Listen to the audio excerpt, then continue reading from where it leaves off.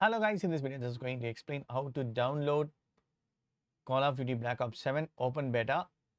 So on this product page, right, you need to tap it, okay? You need to tap this more options and here you can see BO7 beta. You need to choose that and then you need to download it.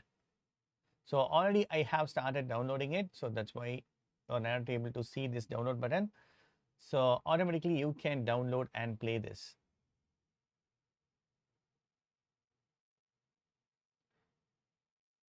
Open beta access is available for all players from 5th to 8th. Okay, experience your first taste of cutting edge combat in Call of Duty with the Black Ops 7 beta.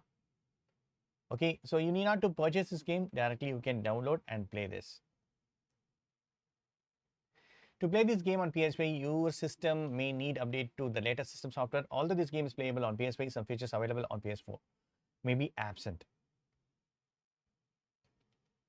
So that's it, friends. Hope this video is very much helpful. Thank you so much for watching. Please provide a comments and feedback in media forms. Thank you. Bye. Take care.